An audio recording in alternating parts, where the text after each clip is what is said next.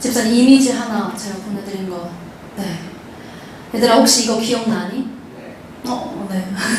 우리가 시편으로 배우는 인생의 비결이라고 시편 말씀에 대해서 계속 배우고 있었잖아. 지금이 두 번째 시간입니다. 우리가 지난주에 연합 예배도 드리고 뭐 이래가지고 두 번째로 우리가 배우고 있는데요. 오늘 배울 건요. 여기 보면은 여기 목동과 여기 양이 있죠. 그 옆에 뭐라고 써 있어요, 현서가?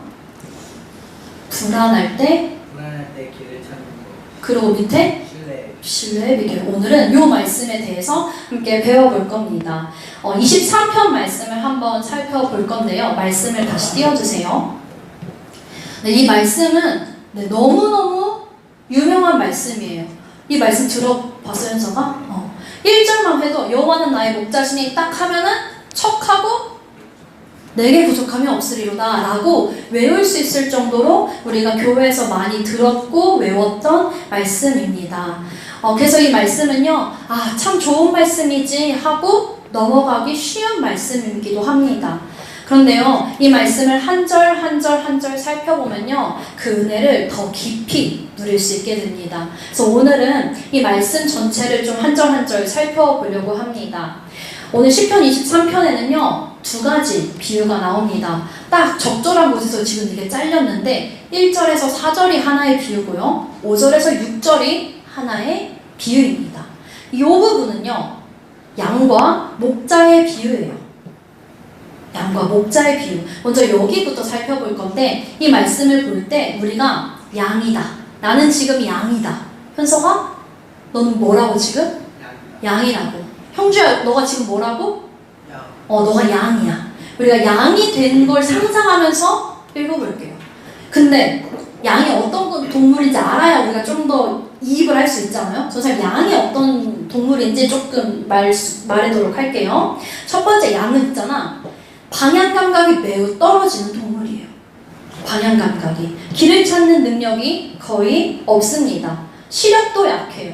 그래서 양은요, 그 앞에 있는 그 양의 뒷꽁무니만 보고 쫓아갑니다. 그럼 맨 앞에 있는 양이 절벽으로 가면 뒤에 있는 양도 절벽으로 가는 거예요. 방향 감각이 떨어져서요, 길을 찾을 수가 없습니다. 두 번째, 방어할 수 있는 그런 게 하나도 없어요. 송곳니도 없고 발톱도 약하고 빠르지 않아요. 그 스스로 지킬 수 있는 능력이 없는 게 바로 양이에요. 또 세 번째는 무리 동물입니다. 무리에서 떨어지면요, 불안해하고 위험에 노출되기 쉽습니다. 생존하기가 어려워요. 자, 네 번째, 의존적입니다. 훈련하는 게 어려워요. 자율적 판단력이 부족하다라는 겁니다. 그래서 목자에게 철저히 의존하는 게 바로 양이에요. 자, 다섯 번째, 양이 털이 많아, 적어 얘들아? 털이 엄청 많아요. 그럼 그 털에요, 오물이 잘 붙어요. 그래서 양은 사실 좀 더러운 동물입니다. 스스로 나를 깨끗하게 할 수 있는 동물이 아니에요. 쉽게 더러워집니다. 자, 그리고 그 다음, 고통에 둔감해서 병을 쉽게 발견하지 못합니다. 근데 또 체력은 약해요. 체력이라고 말하는 게 맞는지 모르겠는데 아무튼 체력이 약해요. 쉽게 지칩니다. 자, 또 하나, 순해요. 근데 고집도 세요. 자, 또 하나, 근데 이 양이 잘하는 게 있는데 자기 목자의 목소리를 굉장히 잘 구별합니다. 내 양은 내 목소리만 들어. 다른 사람이 말을 해도 들을 수 있는 능력이 없어요. 이게 바로 양의 특징이에요. 이런 양의 특징을 살펴보면요, 왜 성경에서 사람을 그렇게 양에 많이 비유했는지를 알 수 있습니다. 양은 그래서 어떻게 해야 잘 사냐? 목자를 잘 만나야 삽니다. 좋은 목자를 만나야 돼요. 근데 거기서 끝이 아니라 양이 잘 살려면 그 좋은 목자를 신뢰해야 합니다. 시편 23편 1절은요, 그런 신뢰, 이런 목자를 믿는 신뢰에서 나온 고백이에요. 함께 다시 1절 말씀 함께 읽어볼까요? 시작! 여기서 말하는 부족함이 없다라는 고백은요, 더 이상 필요한 게 없다라는 말입니다. 양 입장에서요, 목자가 제공하는 것들이 충분하다라는 뜻이에요. 그런 상태가 바로 부족함이 없다라는 상태인 겁니다. 근데 우리가 잘 아는 이 말씀, 너무 많이 외워왔던 이 말씀을 생각하면요, 이런 생각을 할 때가 있습니다. 지금 난 부족한 게 너무 많은데, 내가 충분하다는 생각보다는 부족한 게 더 많은 것 같은데 라고 생각할 수가 있습니다. 특히 우리가 사는 시대는요, 이 자본주의 사회는 너는 이것도 필요해, 너 저것도 필요할걸, 이거 사야 돼, 이걸 가져야 될걸, 그래야 네가 잘 살 수 있을 텐데 라고 하면서요, 사람들이 부족함을 계속해서 느끼도록 하는 사회입니다. 꼭 필요하지 않아도요, 없으면 안 되는 것처럼 느껴지게 만드는 시대가 바로 지금 우리가 살고 있는 시대예요. 근데 여호와가 나의 목자가 되신다는 것은 하나님이 정말 나에게 필요한 것이 무엇인지 정확히 아시고 그분이 나를 인도하고 계시는구나 라는 믿음의 고백인 겁니다. 그래서 시편 기자는 내게 부족함이 없습니다 라고 고백할 수 있었던 거예요. 시편 기자는 왜 그렇게 고백할 수 있었을까요? 그게 2절, 3절에서 나오는데요. 2절 말씀 한번 볼까요? 그가 나를 푸른 풀밭에 누이시며 어디로 인도한대? 쉴만한 물가로 인도하신다고 말씀하고 있습니다. 정음아, 그럼 형주야, 양은 뭘 먹고 살까? 정답. 양은요, 초식동물입니다. 풀 먹고 살아요. 그래서 푸른 풀밭에 누이신다라는 건요, 양에게 가장 필요한 먹을 거를 공급해 준다라는 뜻입니다. 그럼 그 다음은요, 또 쉴만한 물가로 인도하신대요. 여러분, 생명이 있는 모든 존재는 모두 물이 필요합니다. 현석아, 너 물 없이 살 수 있어? 은석아, 운동 좋아하지? 운동 한참 하고 나면은 목말라 안 목말라? 근데 그때 물 못 마시면 어때? 뭐라고? 힘들대요? 잘 안 들립니다. 가장 멀리 있어가지고. 아무튼 생명이 있는 존재는요, 모두 물이 필요합니다. 그러니까 여기서 푸른 풀밭과 물가, 쉴만한 물가를 말하고 있는 건요, 생명의 원천이라는 거예요. 생명의 원천. 하나님은요, 우리에게 생명을 주시는, 우리를 살게 하시는 분이라는 고백이에요. 단지 육체적인 것뿐만 아니라요, 우리 영혼에 필요한 것도 공급하시는 분인데, 그게 3절에 나와요. 내 영혼을 어떻게 하신대요? 3절에 소생시키신다 라고 나와요. 현석아, 영혼을 소생시킨다라는 말이 뭘까? 다시 살린다. 맞아요. 다시 살린다라는 뜻이에요. 근데 이 단어가 우리가 교회에서 많이 하는 단어랑 똑같은 말인데, 그게 뭐게? 회로 시작해. 회복? 아니, 아이회. 아니구나. 맞네. 회개라는 말이랑 소생시키다라는 말이랑 똑같은 말이에요. 그러니까 성경에서는요, 회복한다라는 말을 할 때, 소생시킨다, 회복시킨다라는 말을 할 때 궁극적으로 하나님께 돌아오는 것이 진정한 회복이다라는 것을 말하고 있는 거예요. 그러니까 여기서도 내 영혼을 소생시킨다, 이건요, 우리 인생의 기반을 세상에서 하나님께로 옮기는 게 회복이다라는 뜻입니다. 그렇게 하나님이 우리를 인도하신다라는 거예요. 근데 2절 다시 보면요, 그냥 물가가 아니라 어떤 물가라고 되어 있죠? 쉴만한 물가라고 되어 있습니다. 쉴만하다라는 게 뭘까? 너무 쉬운 말이긴 한데, 쉴만하다, 이게 뭔 말일까요? 이건요, 사실 고요한 물을 말해요. 막 이렇게 움직이는 물이 아니라, 첨벙첨벙 이런 물이 아니라 고요한 물을 말합니다. 인생을 살다 보면요, 수많은 것들이 우리를 흔들게 되어 있어요. 그래서 우리를요, 잘못된 길로 인도할 때도 있습니다. 예수님을 믿는 우리조차도 잘못된 길로 갈 수가 있다라는 거예요. 그런데 3절 끝에 보세요. 자기 이름을 위하여 의의 길로 인도하시는도다. 하나님은 우리가 잘못된 길을 갈지라도 의의 길로 다시 인도하시는 분이에요. 혼란과 무질서한 우리의 삶을 고요함으로 바꾸시고 평안함으로 바꾸시는 분이 바로 하나님이라는 거예요. 생명과 회복의 길로 이끄시는 분이 바로 우리의 목자 되신 하나님이다 라는 고백이 이 1, 2, 3절에 담겨 있습니다. 4절을 한번 볼게요. 같이 한번 읽어보겠습니다. 시작. 예를 이루어가지 않는 것은 주께서 나와 함께 하시니라. 주의 이방과 막대기가 나를 아니하니라. 네. 성경은요, 여호와는 나의 목자시니 라고 말하면서 사망의 음침한 골짜기를 피할 수 있을 거야. 그래서 어떠한 해도 당하지 않을 거야. 그래서 불행한 일은 전혀 일어나지 않을 거야. 라고 말하면 너무 좋으련만 그렇게 말하고 있지 않습니다. 오히려 성경은 이렇게 말해요. 내가 사망의 음침한 골짜기를 다닐지라도. 이건요, 내가 무기력하게 맞이할 수 있다라는 것도 말하지만요, 나는 그걸 피하지 않을 거야 라는 뜻도 갖고 있는 거예요. 내가 사망의 음침한 골짜기를 다닐 수 있어. 근데 그 이유는 두렵지 않기 때문입니다.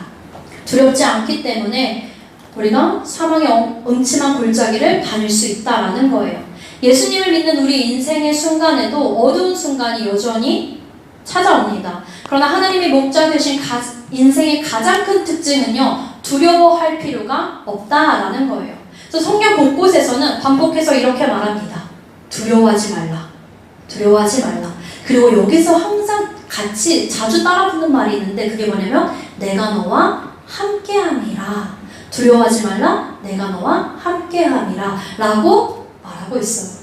우리는 살면서 많은 두려움을 겪습니다. 그런데 두려움이 사라지는 순간이 있는데 그게 언제인 줄 알아요, 서가? 믿을 만한 구석이 있을 때거든. 예를 한번 들어볼게요. 이 예시가 어떨지 모르겠어. 공감이 될지 어떨지 모르겠지만 아주 보장이 빵빵한 보험을 들었다라고 생각해봐. 그러면요, 병원비가 얼마가 나오는 게 걱정이 조금 부담이 덜하죠. 또 안정된 직장이 보장되어 있어서 꼬박꼬박 월급이 나온다면 다음 달에 생계가 걱정이 됩니까? 안 됩니까? 안 되죠. 근데 만약에 내가 당장 지금 일을 못하게 됐어. 직업을 잃었어. 직장을 그만두게 됐어. 그러면 불안해지는 거거든요. 사람은요, 믿을 만한 구석이 있을 때 두려움이 사라집니다. 그래서 많은 사람들은 이 두려움을 덜기 위해 믿을 만한 구석을 만들려고 애씁니다. 사실 사람은 두려움 때문에 뭔가를 쫓는 경우가 진짜 많습니다. 그런데 신앙을 갖는다는 건요, 하나님이 우리의 든든한 믿을 구석이 되신다라는 것입니다. 하나님이 나와 함께 하신다는 그 확신이 두려움을 이길 수 있는 힘이 된다라는 거예요. 오늘 말씀은요, 이 두려움이 없는 거, 하나님 함께 하신다는 거를 주의 지팡이와 막대기로 표현하고 있습니다. 목자가 양을 지킬 때는 두 가지를 해야 돼요. 그거는 길을 인도하는 것과 공격이 있을 때, 맹수의 공격이 있을 때 그 위협으로부터 보호하는 역할입니다. 그 역할을 하는 게 바로 지팡이와 막대기예요. 근데 4절에 조금 어려운 말이 나와요. 안위하신다. 형주야, 안위하신다가 무슨 뜻인지 알아? 들어본 적 있어? 들어본 적 없지? 안위하신다가 뭘까요? 안위한다는 건요, 위로한다, 안심시킨다 라는 뜻이에요. 그래서 새한글 성경에서는 이걸 이렇게 번역했어요. 주님의 막대기와 지팡이가 내게 힘이 됩니다 라고 번역을 했더라고요. 그러니까 결국 이 말은요, 두려운 상황이 나를 찾아왔어? 그런데 주님이 나를 위로하시는 분이야. 내 마음을 안심시켜주시는 분이야. 그렇기 때문에 나는 두렵지 않아 라는 이것을 견뎌낼 수 있어 라고 고백하는 겁니다. 그래서 양은 우리가 양이 된 것처럼 상상해보기로 했잖아. 현서가 너가 양이라고 생각해봐. 너가 마음껏 뛰놀려면은 내 옆에 지금 목자가 나를 지키고 있어. 지팡이와 막대기로 나를 보호하고 있다는 것을 믿을 때 마음껏 뛰놀 수 있는 거거든요. 근데 우리 주님이 목자가 되셔서요, 우리를 지키시는데 하나님은요, 자기 양을 지킬 줄 아는 능력 있고 지혜 있고 무엇보다 양을 사랑하는 마음이 충분하고 가득한 선한 목자라는 겁니다. 이제 5절에서 6절 말씀을 볼게요. 5절에서 6절은요, 또 다른 비유를 보여주고 있어요. 바로 하나님이 주인입니다. 어느 집의 주인이 모습으로 지금 보여지고 있습니다. 우리 5절 말씀을 함께 읽을게요. 시작.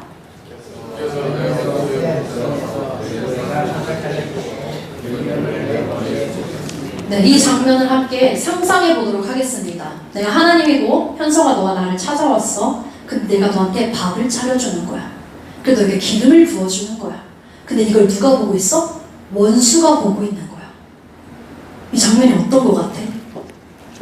약간 이상한 그림이기도 해요. 어떻게 생각해보면 원수도 있고 하나님도 있는데 하나님이 나에게 상을 차려주시고 기름을 부어주신다.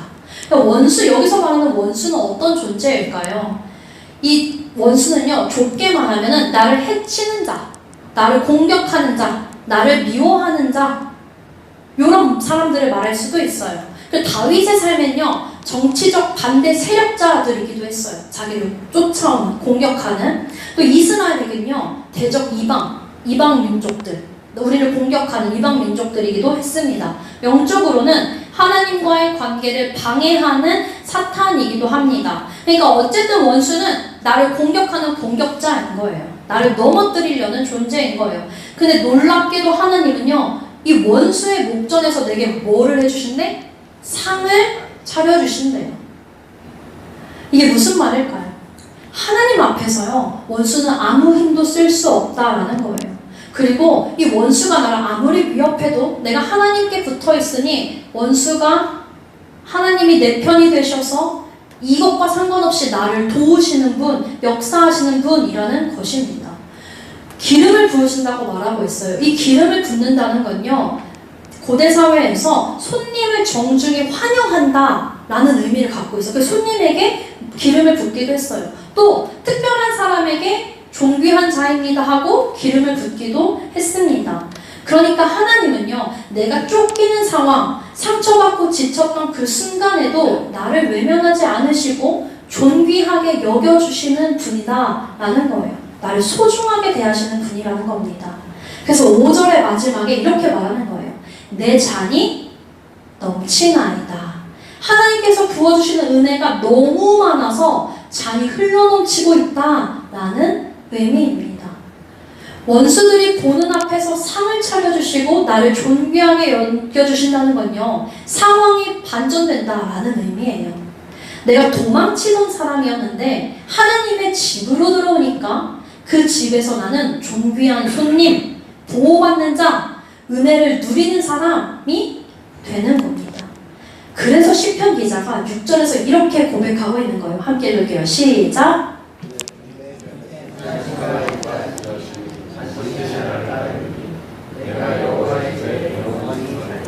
우리 6절 말씀을 보면 아까 했던 찬양이 생각나지 않아? 주의 선하심 인자하심이 주의 선하심과 인자하심이 영원하시도다 라고 하는데, 이걸 우리가 아까 계속 고백했는데 선하심과 인자하심이 뭐게? 뭘까? 선하심과 인자하심. 요건요, 이런 뜻입니다. 나의 목자가 되셔서, 하나님 나의 목자가 되셔서 나를 살리시고 인도하시고 보호하시는 하나님의 그 선하심, 그리고 원수들 앞에서 항상 내 편이 되어주시는 하나님의 끝없는 사랑, 어떠한 상황에도 자기 백성을 포기하지 않으시는 그 하나님의 절대적인 사랑, 포기하지 않는 사랑, 그게 바로 선하심과 인자하심이라는 거예요. 근데 그게 반드시 나를 따라온다고 말하고 있어요. 이게 뭐냐면, 이 표현은 너무 약해. 이게 뭐냐면,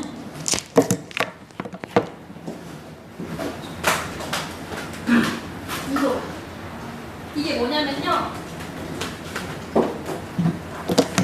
하나님의 선하심과 인자하심이 따라온다, 추격한다, 쫓아간다 라는 뜻이에요.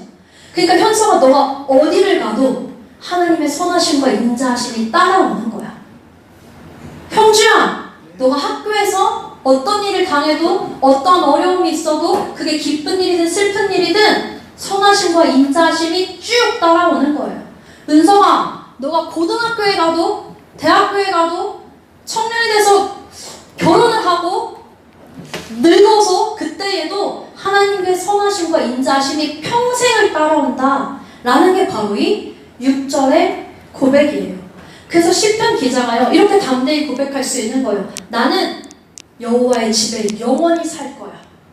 나는 여호와의 집에 영원히 살 거야. 왜냐? 하나님의 선하심과 인자하심이 나를 따라오니까, 나를 쫓아오니까 라는 거예요. 말씀을 마무리하겠습니다. 여러분, 오늘 시편 23편을 한 구절 살펴봤는데요. 어떤 구절이 가장 마음에 와닿았나요? 1절? 가장 기본이 되는 말씀이에요. 여러분의 삶이 푸른 초장 같으신가요? 아니면 음침한 골짜기 한가운데 있는 것 같으신가요? 우리가 어떤 길을 걷고 있든지 우리에게 정말 중요한 질문은요, 이겁니다. 지금 나의 목자는 누구인가? 여호와가 나의 목자라는 이 고백은요, 단순히 내 인생 잘 되게 해주세요, 잘 풀리게 해주세요, 형통하게 해주세요 라는 고백이 아닙니다. 오히려 이 고백은 나는 주님 없이는 살 수 없습니다 라고 주님께 완전히 의지하는 믿음의 고백이에요. 양이요, 목자 없이는 생존할 수 없었던 것처럼요. 근데 사실 우리는 주님 없이도 난 잘 살 수 있어 라고 착각하기 쉽습니다. 내가 해놓은 게 많을수록, 내가 모아놓은 게 많을수록, 내가 쌓아놓은 스펙이 많을수록 내가 할 수 있어 라고 착각하기 쉽습니다. 그런데요, 사실 우리는 진짜 푸른 초장도 쉴만한 물가도 스스로 찾을 수 있는 능력이 없습니다. 진정한 소생도 참된 보호도 경험할 수 없습니다. 주님 없는 우리는 원수의 공격에 무너지기가 십상입니다. 그래서 우리는 여호와는 나의 목자시니 내게 부족함이 없으리로다 라는 이 고백을 매일매일 새겨야만 합니다. 부족함이 느껴지지 않아서가 아니라 내가 주님 없이는 아무것도 할 수 없습니다 라는 고백으로 이 고백을 해야만 합니다. 그리고 물어야 합니다. 나는 정말 이 고백을 믿고 살아가고 있는가? 시험 점수가 잘 안 나와서, 혹은 친구들과의 관계에서 상처받아 마음이 복잡한 우리 학생들도, 또 진로 앞에서, 취업 시장 앞에서 너무 불안한, 미래가 불투명해서 불안한 청년들도, 또 자녀와 부모 사이에서 고민하는 부모님들도, 또 건강이 이전 같지 않을 때도, 또 빠르게 변해가는 세상에서 이건 어떻게 대처해야 하지 라고 모르겠는 이 막막함 속에서도요, 우리는 주님의 음성에 귀 기울일 수 있어야 합니다. 얘야, 앉아라. 내가 너를 위해 상을 차려놓았다. 내가 너를 끝까지 인도할 거다. 너는 내가 사랑하는 양이고 나의 양이고 나는 너의 목자다 라는 주님의 음성에 귀 기울여야 합니다. 그래서 하나님께 선하심과 인자하심은요, 우리가 지쳐도 넘어져도 잘 살 때에도 언제나, 심지어 우리가 도망칠 때에도 끝까지 우리를 쫓아옵니다. 오늘도 주님이 나의 목자 되심을 믿고 그분이 인도하시는 길을 신뢰하며 걸어가는 우리의 인생 되기를 주님의 이름으로 축복합니다.